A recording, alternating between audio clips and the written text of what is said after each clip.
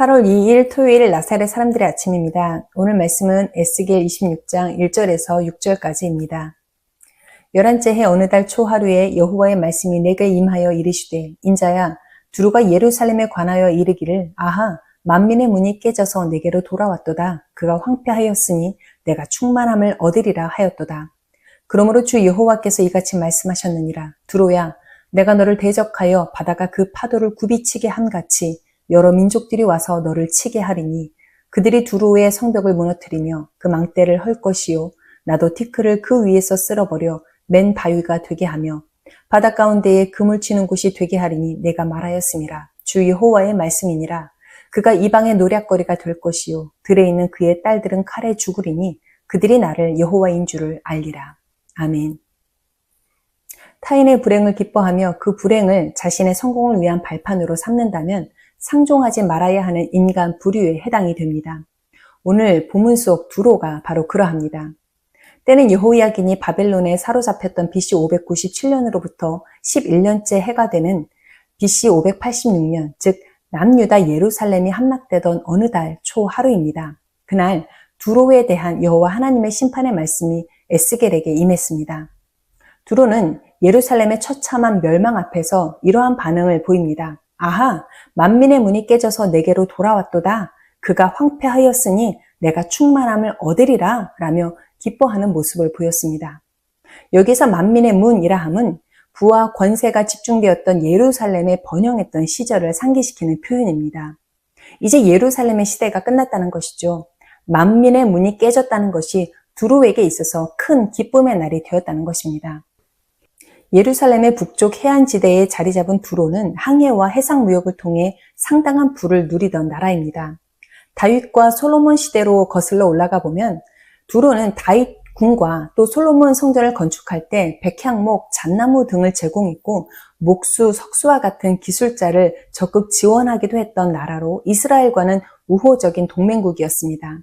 열왕기상 5장 1절에서 두로 왕 히람은 평생에 다윗을 사랑했다는 기록이 있을 정도이죠. 그런데 이제 두로는 예루살렘의 멸망을 기뻐하다 못해 찬양하고 있는 것을 볼 수 있습니다.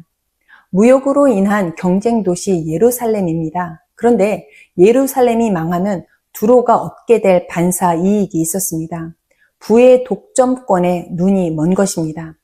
이러한 악한 마음에 대해 하나님은 심판을 작정하셨습니다. 그리고 두로에 대한 심판의 내용은 에스겔 26장에서 28장까지 매우 방대한 양으로 기록이 되어 있습니다. 잠언 17장 5절에서 이렇게 말씀합니다. 가난한 자를 조롱하는 자는 그를 지으신 주를 멸시하는 자요 사람의 재앙을 기뻐하는 자는 형벌을 면하지 못할 자니라.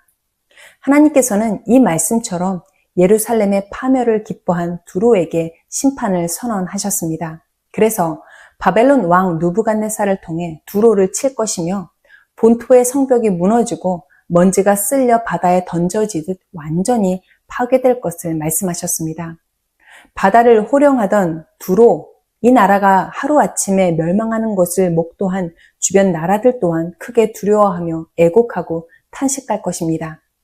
본문 에스겔 26장 21절입니다. 내가 너를 패망하게 하여 다시 잊지 못하게 하리니 사람이 비록 너를 찾으나 다시는 영원히 만나지 못하리라. 주 여호와의 말씀이니라. 회복 가능성 전혀 없는 완전한 패망을 말씀하셨습니다. 결국 두로는 아수르, 바벨론, 바사 그리고 헬라의 알렉산더에 의해서 함락되어 결국 역사 속에서 사라져 버렸습니다. 타인의 고통을 외면하고 자신의 기쁨으로 삼은 자의 최후를 볼 수 있습니다. 긍휼과 자비가 없는 자의 최후입니다. 부강한 힘과 물질을 의지하고 과시한 결과가 바로 이러하다는 것입니다. 망한 예루살렘을 위해 애곡하는 것까지 바라지 않습니다.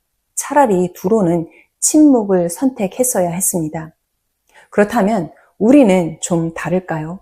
그렇지 않습니다. 우리도 두로와 같습니다.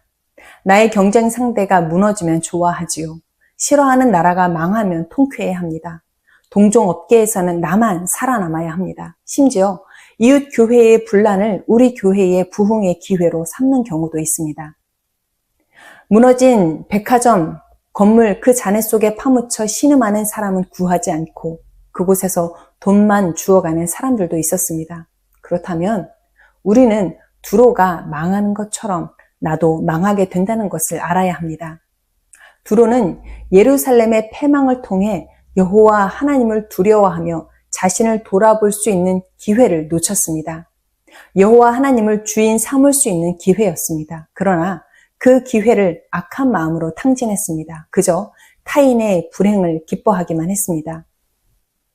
우리는 두로를 심판하신 하나님을 통해 우리 앞에 있는 경쟁자뿐만이 아니라 원수의 행복도 빌어줄 수 있는 믿음의 사람으로 살아내야 할 것입니다. 나와 그를 위해서 십자가 위에서 흘리신 예수님의 보혈을 무가치하게 만들지 말자는 것입니다.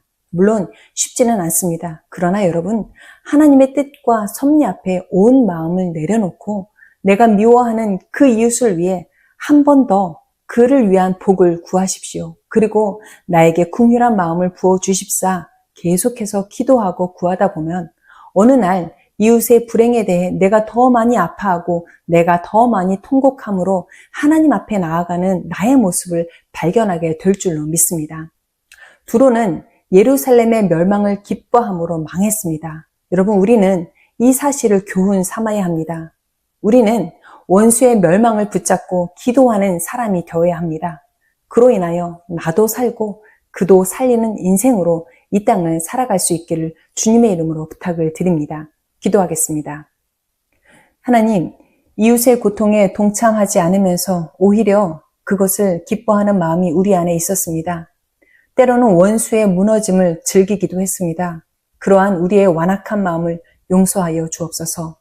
오늘 우리에게 주신 이 생명을 이웃과의 담 허무는 곳에 사용하게 하여 주옵소서.